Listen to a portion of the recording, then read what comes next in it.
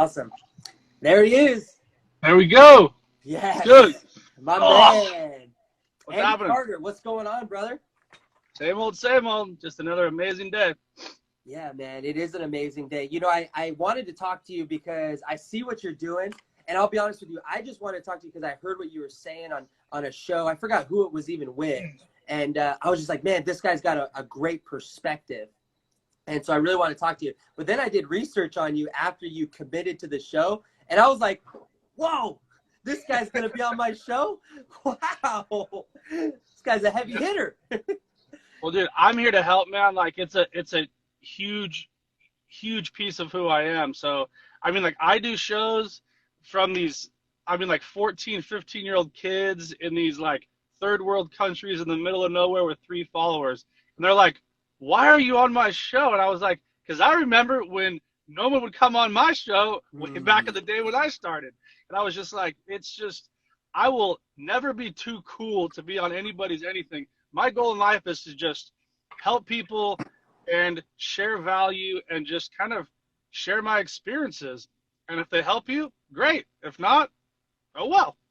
That's so cool, man. Well, I really appreciate it because this is a show that I pretty much just started as a response to the COVID-19, extravaganza. And it's got people really worried to the point where a lot of them are freezing up and they don't know what to do. So I wanted to kind of have a show where I could get people who are actually doing things, and whether it's working or not working, they're actually trying and attempting, just to bring new perspective to people who may be frozen in this time and don't know what to do or feel like it's unsafe to do something. I think you were the one, I watched one of your videos and you said right now is the time to go all in on your marketing strategies. And we want to talk about that. But first, this show is called Coffee with Zach. Are you drinking coffee? So I get up at 3 in the morning, so I've already had 2 rounds of coffee. I'm ready to rock. I'm good to go. But thank you, though. Appreciate my it. Man. Okay, so you and my friend Eddie King, he runs a nonprofit organization. They serve like 200 people a day, and they do this massive event for a toy drive, 5,000 kids. And it's Nice. it's a nonprofit of like 5 people who are committed every day. And it's amazing what they've been able to do. But he wakes up at like 3 o'clock in the morning too. Crazy. So I'm glad you do that. You know, they say that's a good time to be up with your creator. So good situation, man. So tell me, what right now are you doing to adapt and to adjust in your business? You know, what's something that, you know, you're just going all in on, like that video you said? Sure. So for us, it's like we have to be able to communicate like the truth and the facts, right? Right. Because we're bombarded by all this stuff that may or may not be true. So it's super important to be safe when you're out there. The most important thing for me is to be able to keep your like mental state of mind. If you go from a state, right, where everything's great, you're working, you're going to work every day, you're going to the gym, you have your schedule, you go see your friends on Fridays and the weekends, and all of a sudden all of that is pulled from you, like there's going to be a grieving process. And no one's talking about what it feels like to be disconnected from your tribe and the people that you care about. And then you just sit there and we're stuck in front of these phones and TVs and iPads and computer screens that are just dumping us full of like, you're gonna die. Like, it's just, it creates this thing, and then you drop to about somewhere between 7 years old and 13, and everything is just fear. You're afraid of your own shadow. So for me, it was super important to, one, not break my routine. I've done the same thing like for the past 4 years every morning, whether I'm on lockdown or whether I'm not. So it's so important to have a consistent schedule. Yes, it's fun to sit around like in your, like, you know, sweats and PJs for a couple of days. Who doesn't like that? But when you don't know what day it is, that's a problem. Like, you need to stay in the know. And here's the other part, like it's a muscle. Your brain is a muscle. Your like life and your state of mind and your ego, all of these things are muscles that if you don't use them correctly, they're going to atrophy. So we're busier. Plus, there's such a huge opportunity to be a good person right now. Right. Like help your neighbors, help people out. As soon as this thing hit, we were on next door saying, hey, if you don't want to go pick up your prescriptions, let me know. I'm 43 years old. I'm young. I'm healthy. I'll go pick them up for you. I'll drop them off at your house. Like food deliveries for our neighbors. We just went bananas of like, how can we help? Because people are freaking out. Yeah. I wasn't freaking out. I knew this was going to pass. And this was just one of these things where I was like, you know, I'm just going to be safe and be careful. Right. And that's what we did. From a business perspective, this has been one of the greatest opportunities for marketing in recent times. We've never had billions of people at home at the same time. The closest thing is the Super Bowl and then like the World Cup and the Olympics. Outside of that, everybody's home. The whole planet. Right. So like you have everybody's attention for a lot less money than before. Mm-hmm. Our Facebook conversions are off the charts. Yep. Instagram, YouTube, Google ads, mailers. We triple all of our budgets because everybody's going to be home, so we can provide them value. It's not like, hey, please come buy my dumb shit for $20. It's like, no. Here's what's going on in our community. We're having a sidewalk chalk contest for your kids on this date. And then we're going to take pictures, and then the winner's going to get picked on like a Facebook Live or Instagram Live, and you're going to get like a $50 gift card for food to go for your family from a local restaurant that's struggling right now. So like we just jumped into the community and started to just help. That's so amazing, man. I love that. And I talked about the opportunity right now for, I agree with you on conversions. Our conversions are amazing right now. But I think right now is a bigger thing that a lot of people don't really talk about is the brand marketing of who you're telling your people you are in the moment of crisis. You know, in the moment of crisis, you're not jamming down the $20 product, but you're saying, hey, we got this chalk art event to bring the community together. And that shows who you are. And there's going to be some companies that, you know, try to fake it, right? But I know you are who you say you are. Like, you really care about people. And in that moment, as you start to do these activities to show who you are, that it exposes the truth. And the truth comes out. And then your calmness, your coolness, your perspective is the one thing that I'm sure people are really getting value from, because you're calm, you're cool. So I really think that's awesome, man. And I love that I serve a lot. My wife's pregnant right now, so we actually are kind of stepping back. Yes. I'm super excited. It's a boy. I see you with your boys, so I get excited. I can't wait till my boy chokes me out when I'm eating oatmeal. And dude, it's crazy because what's nuts is one's 4 and one's 6. They've both been in Brazilian Jiu-Jitsu for almost 2 years, and like they're going to be able to annihilate me in a few years. And like I go hard, I train hard, but like, dude, they're going to lap me pretty soon. Yeah. Look, I've done a lot of training in my time. Nice. Good man. Mainly grappling. But I wrestled in high school and I coached a little bit as well. But yesterday I had a gentleman. His name was Francisco Guzman. He owns ZR Laverne. And so it was cool chatting with him. But yeah, that's awesome. I'm going to get my kids in jiu-jitsu also. So let's talk about business, okay?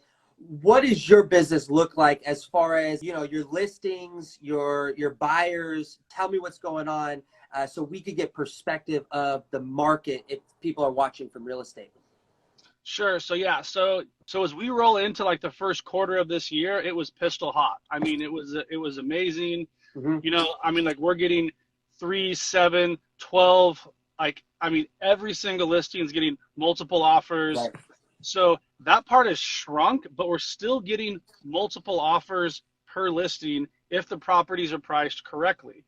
There's still a ton of buyers. There's still a ton of sellers out there. Some people, like, you know, kind of froze up a little bit, but the market has completely rebounded because of the stock market. This is not a financial crisis because of really bad financial circumstances. Right. This was a health crisis that created a financial crisis. So when the health crisis lifts, we still have a very stable foundation in our economy. There's huge problems that could happen, but from the numbers that we see, I don't see how it could. Here's some super important facts for everybody to know. 30 38% of all the homes in the US, 38%, which is a pretty huge number with this many people in one country, are free and clear. They own their homes outright. If the market goes down 100%, they're still fine.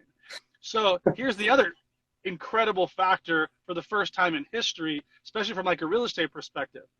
The average home equity, same thing across the board for all of real estate, is $136,000. That's the average, okay? So most people have a $136,000 cushion if the market drops 20 to 30%, which in the last huge crash was 22%, which was the biggest crash in 50 years. Right. And that's definitely not going to happen. They'd still not be underwater and have to foreclose and sell. So we have a tremendous, like, solid foundation. When 2007 and 8 hit, there was almost $1 trillion in seconds taken out on homes to buy cars and boats and vacations and lifestyles. Now we have 71 billion, which is still a ton of money, but nowhere near 963 billion as it was back then. Plus, we had a giant pitch of 12, 14, and 16% growth over 3 years, 2006, 7, and 8. This whole cycle, we haven't hit those numbers. So we have a normalized real estate market, which is very healthy. So that part is super, super important. We're still taking listings. There's still a ton of closings going on right now. There's a couple properties on hold, but it's still a good market for sure. I agree. I agree with that. So I think there was such a lack of inventory and there were so many buyers that you might get 12 offers on a home, but now you're getting 4. I think that's still a good situation, right? Absolutely. I'm in loans, so I'm a loan officer, so I do the loan side of it. But I'm like baffled, right? I had one buyer who was super excited to buy. I actually got 2 aggressive buyers right now looking, because in their head, their perspective is, hey, I could get a deal right now. And so they're looking, but they put in an offer on a home, and they were rejected. The award winner of the offer, whoever won the offer, was $20,000 more than asking price. And so you still see that. I mean, that's what I'm seeing out here. I'm in Laverne, California, close to like LA. I'm sure you know where that is. The LA County Fair area. But yeah, so that's a great perspective that you said. I love what you mentioned about the equity. I didn't know the stats, okay? 38% people have free and clear mortgages. That's huge. And then the average home has $136,000 in equity, and that's another huge thing. So they're kind of sitting on cash in their head.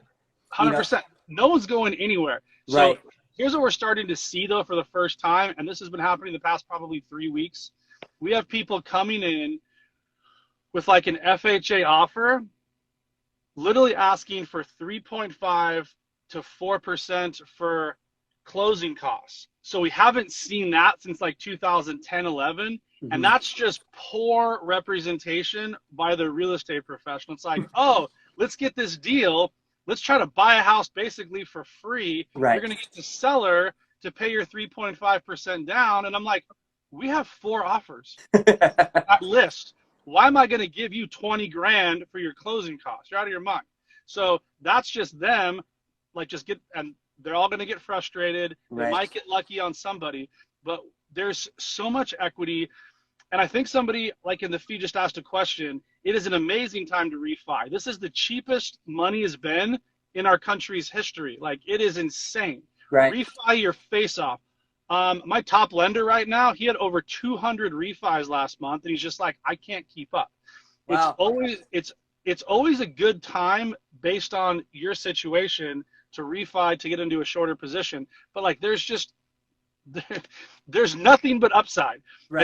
As soon as this thing lifts, all these buyers that have been like just kind of sitting there. And what's funny as well is this past week, my Zillow, all my stuff has exploded again, because people are like looking at homes because they feel that we're in like the end of this whole thing, and they're going to get back out there. It's going to be a frenzy this summer for the real estate game. I agree with that. Hey, Ben, if your preferred lender has 200 and he can't handle them all, you could send me I'll send them your way. I will. But I agree with what you're saying. It's a great time to refinance. Rates are low. There's some unique things that can kind of help you with COVID, but also rates are really good for people who've been prepared. You know, if you've been blowing money and not saving money and your credit sucks, it's not going to be as good as if you've been preparing for the last 2 or 3 years to purchase a home. So I do want to make sure I put that out there because it's good for some, but not so good for others.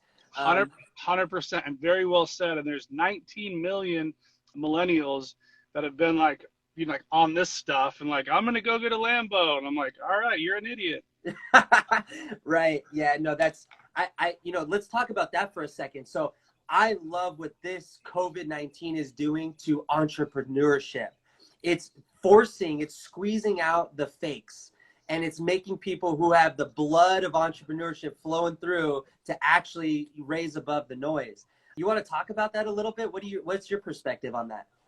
Yeah, I mean, it's the same thing with money. You give somebody a ton of money, they're going to show you exactly who they truly are. Right. You take away all their money, they're going to show you exactly who they truly are. It's the same thing in business and the same thing in life. There's so many, like, I would say, probably 9 or 10 years straight. There's all these things of like, oh, I'm an entrepreneur. Like, are you? We'll see. Like, it's hard. It is really, really difficult. And all the posers out there that are spending all this money with this fake stuff, now it's just crickets because they've, like, a bunch of them have been exposed. Right. A true purebred entrepreneur, business person, hustler, when there's something that's really great, they see opportunity. Something that's really bad, they'll see opportunity. We are next level, going bananas on so many different things and directions because the opportunities are flooding the market right now. There's so much upside, so many sellers that are afraid. There's so many sellers that are doing seller financing, seller carrybacks for big buildings, putting together crazy syndications right now because people want their money out of the stock market and into a hard asset. Like, I can't keep up with these phone calls of very, very seasoned investors that are saying, Andy, what do I do with my money? And I'm like, well, let's talk about who you are as a person first, and then we can talk about what we should do with your money. Because it's not a one trick, like, you know, pony. Right. I tell people all the time, you do not need to invest in certain things in certain different asset classes if that's not who you are as a person. You have to know your risk tolerance. You have to know yourself before you jump in the deep end. Right. Yeah, no, that's so true. You guys stay in your lane. So I made one of the biggest real estate investments. It's actually my first real estate investment in this crisis. I got involved with the real estate trust. Yeah, I'm super excited. Me and my wife, we've been planning for the last 2 years. And so we partnered up with some people, a mentor of mine. And so are you doing syndications yourself? Do you have you have cash flow properties too? Cool. Yeah, like that's my whole world is we buy multifamily real estate all over the country. Gotcha. Yeah, because I remember when I was watching a video of you, you mainly were talking about commercial real estate, but I noticed on your website you sell residential real estate, but you like to be in the commercial. You seem like a commercial expert. Can you tell us what's happening in the commercial, a little bit more about what's happening in the commercial market? Do you think that income properties are going up? Are they going down? Are baby boomers trying to unload their commercial properties because they want to be liquid? I'm curious about that market. Sure. So it's a little different. Like in SoCal, there's a frenzy going on right now because people are just like, look, should I keep it? There's no more depreciation. Should I exchange it? There's no inventory. So I'm just going to sell it and I'm going to pay the taxes and I'm going to stuff the money somewhere and I'm going to wait for a huge opportunity and then I'm going to deploy it that way. So, like, again, it's very situational. Like, there's huge opportunities in Florida, huge opportunities in Tennessee, Texas, massive opportunities all over the country. It just depends on the business model. So for, like, here in SoCal, it's like it has to be the perfect storm. It has to be the right deal with, like, the right amount of cash flow potential with, like, the right amount of appreciation. And then it's totally different if I'm in, like, Cleveland, Ohio, where I don't really care if it goes up or down that much because it's going to happen so slowly. I just want the cash flow. So if I have it for cash flow only and my tenants are now not paying rent, that's bad. So like, it just kind of depends on where you're at, but there's deals everywhere because every time you have fear, you have uncertainty. If you have uncertainty, people make bad moves. I've had more conversations with like, are you sure you want to do this? Because I want to buy it and you want to sell it. But when this thing turns around, don't get mad at me. Right. I'm taking the risk by buying this thing right now, but don't get mad at me when this thing whipsaws and I get a 12% return over the next 24 months and you're pissed. Right. Right. Yeah, no, that just says a lot about who you are too, you know, and making sure that they made the right decision. But I put it all in writing. Everything's in contract. Like, I am going to buy this, and then I'm going to sell it for a profit in 2 years. Right. Do you do listings where you get a seller who wants to sell, and they say, "I will sell it at this price," and you could sell it in between? Or yeah. Yeah. We do a ton of that and have for years, but yeah, it's just not called that in like our world, but yeah, we do. Oh, what's it called? So I'm working with a direct lender right now, but I'm learning about the real estate side. So I'm getting my real estate license, and they call it net listing on the exam. So yeah, it's probably called that. It's just not what I call it. I just call it wholesaling. Like, even though it's not like truly wholesaling, but we do that all the time. Okay, that was going to be my question, because they don't call it wholesaling, so I thought it would have been different. But net listing is the same as wholesaling, right? It's the same thing in principle. Right. But here's the thing with wholesaling. It's got a bad reputation. So net selling is marketing because it's probably sexier than like, hey, so you give me this listing, and then I'm going to tie it up, and then I'm going to go sell it for a profit. Oh, that's called wholesaling. Oh, no, it's called net listing. Right. Okay. I get it. Okay, makes sense. Cool. Right on. So that's always big in California. I used to actually, back in 2008 to 2011, don't get mad at me, but I did loan modifications. And hey, everybody was doing it back then. Lots of people. Yeah. Once I found out it wasn't really happening, I got out of that business real quick. I was young and naive. So, yeah. So tell me, you got 2 kids, man. I'm about to have a kid. I want to know, what does the day of Andy look like? Like, with your kids, they're 4 and 6, you said, so are they in school yet? Yeah, in school. So like one's almost 5 and one's almost 7, so they're kind of on like the swing. Yeah, so my like oldest, he's in private school, so he's home and he's got a like Zoom call with his teacher, you know, in an hour, and they're doing all that stuff. But my whole life changed when my son was born. I moved my entire office home, and my business partner was like, what do you mean you're going to work from home? I'm like, I'm going to work from home. I'm like, I do all of our acquisitions. Like, I'm going to do this from the house, so I don't miss a beat with my son. And then I also promised that every day I would be home at 3 o'clock. And I had no idea how I was going to pull that off. It was way more important for me to spend this time with my kids when they're young, because they think I'm a superhero. Like, they literally think I'm a superhero. That's only going to last for so long. Right. And like, who cares if I have 30 million less at the end of my life? You know what I mean? Like, I don't care. Like, I want this time with my kids. Right. So for me, I switched my whole world and my whole life. And then my kids get up early in the morning, and they have since they were little babies. So for me, it was 5 to 6 o'clock every morning. But if your kids get up at 5 or 6 o'clock, I have to be up an hour to 2 hours before them to get my whole routine going. So the first thing I do when I wake up, I do a 10-minute meditation. As soon as my brain kicks on, 3:30 in the morning, I do a 10-minute meditation. Then I sit in gratitude for 5 minutes. I set a timer on my phone, and I just sit there and think about what I'm grateful for. That sets my mental state for the day. I don't turn my phone on. I don't go to Facebook or Instagram until it's time to do that stuff, because for me, it's a business tool. And then I work out. And then I make breakfast for my kids. They get up, I play with them, and I'm with them for almost 2 full hours, which is amazing. Wow. The nanny shows up at 7:30. So I have my day, and then it's business time. So for me, it's my mind, my spirit, my heart gets filled up with my kids, and then I physically work out and charge the body. Then I eat some clean food. Then I'm ready for business. Then I'm ready to go hunt, and I'm ready to go attack. But if I don't do that stuff first, I'm no good to myself, my clients, my partners, my investors. So being prepared is so important, especially once you start having kids. They're going to take a tremendous amount of your time.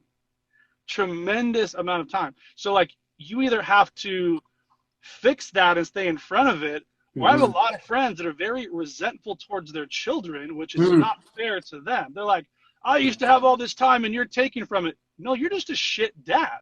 And you have shit priorities. Like, my priorities are my children, my family, my business. In that order, and will always be in that order. So Mm. like, if you flip that, you're in trouble. Right. So for me, man, it's like, it's super, super important to find out what you want to do. And when you are truly living your life from a spot of legacy and leading by example for your kids, dude, your business will explode because you're working for a different why. You're Right. working for a different purpose. Like, it's not just the commas and zeros in the bank. It's like, how am I contributing to my legacy? That's why this stuff is so important. That's why I have a podcast. That's why I put out so much content, because my great, great, great, great, great, great grandkids are going to watch this thing you and I just did. Right. That's incredible to me. It is. It's fascinating, the world that we live in right now, where, everything can be documented. And it was only 10, 20, 25 years ago where it wasn't even possible. Not on this level. I think that's a beautiful thing you said, man, because I know there's people that have kids that are real estate agents or mortgage professionals, or maybe they're just entrepreneurs, right? And I know exactly what you're talking about, where they say, oh, life was different when I didn't have kids, and now I got kids and I can't do this, I can't do this. And dude, you said exactly what people needed to hear. Quit being a shit dad. Just wake up earlier. That's it. Problem solved. Like, problem solved, man. Like, you decided to have children. There's a responsibility that comes with that. And now you're a shit dad, and then I get to see your shit kids in the streets. Like, enough. Like, I refuse to raise crappy kids, and my kids know it. Right. Like, and we have a ton of love, and we're strict with our children, but at the same time, like, they're on their own path and their own journey, but it's not that hard. Like my whole day is scheduled, and because of that, I have so much freedom. Yeah. Like, I have so much freedom. It's discipline and consistency in your schedule that will give you the freedom you want. And you just have to, like, decide to do it. That's very true. Just a decision. So you wake up early, man. What time do you go to bed? So I go to bed between like 8:30 and 9:30. I'm still getting 7, sometimes 8 hours of sleep. It just depends on like what time I go to sleep. But, I take care of myself. I drink a gallon of water every day. I work out. I stretch. I do yoga. I do meditation. I eat clean food. You want to know why? Because I go so hard. Right. Like, I have to be able to reset and recover. Like, at night, I start to unwind. I smoke a little bit of weed so I can sleep. Like, and I go to bed. Like, I don't, like, I barely drink. Like, I know what my goals are, and like, going out and partying is not part of that. Like, Right. I was single my whole 20s. I used to own restaurants, partied, been all over the world. Like, I got a lot of stuff out of my system. So for me, it was just like, I like to be home. Yeah. And you have every reason to like it too. You got 2 amazing kids, and man, an awesome family. And I love what you cultivated and what you created with your discipline, with your priorities and your perspective. I really do, man. It's refreshing to talk to you. I feel blessed, man, to really have this conversation recorded, and I hope that we get to connect again on another level, whether it's doing community service stuff, or maybe doing a deal together, or speaking together. But man, I really appreciate you coming on the show and sharing what you shared, and more importantly than coming on the show, just being an example day in and day out, and saying what needs to be said. So I really appreciate you, man. Andy, you're an amazing person. As we wrap up here, how can we support you? How can people who are watching, how can we support you? Yeah, so it's super easy for me.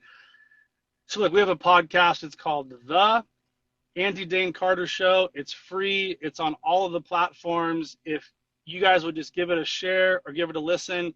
We've sat down with tons of celebrities and football players and basketball players and regular Joes and entrepreneurs, and like, that show is super important to me because we put out so much free content that can help a lot of people. If you would just head over to iTunes, like, shoot us a rating, review, share it on Facebook or Instagram or anything like that. Or in reverse, if I can help you, send me a DM on Instagram. I get hundreds and hundreds a day, but believe it or not, I reply to all of them. I literally spend an hour in the morning and an hour at night replying to DMs every single day. So like, it's important for me that you get your questions answered, because a lot of people don't have like the correct platforms on how to get the right answers from somebody who's not a shyster, who's trying to sell you something. I'm trying to sell you zero. My book is free. It's called 100 Doors. It teaches you all this stuff. Go to my website, download it for free. If you don't want to download it, you can buy it, but you don't have to. All my courses that used to be thousands of dollars, all free. So like, whatever you guys want, it's all out there free. Type my name into like whatever, Google or YouTube. We have a free YouTube channel. We have a show on Roku and Amazon and Apple TV. It's called Real Estate Hunting with Dane Carter. Like, we have more free content out there than I know what to do with. So like, if you have questions, shoot me a call. I'm here to help. Awesome. Thank you so much. And I'm sure people will be hitting you up. And this is a testament of you do respond to DMs. I reached out to you. You said, hey, I'd love to chat. And now you're on the show. So he really does, respond, and he really cares about helping serving this next generation. So Andy, thank you so much, man, for being on the show. And I really, really appreciate your time. Thanks again, man. No worries, brother. If you are a business owner or an entrepreneur, please reach out to me. Find my link in the bio. Schedule a call with me. I want to talk to you. I want to connect with you. I want to know what you're doing to thrive in your business. And this is Coffee with Zach. You guys have a wonderful, wonderful day.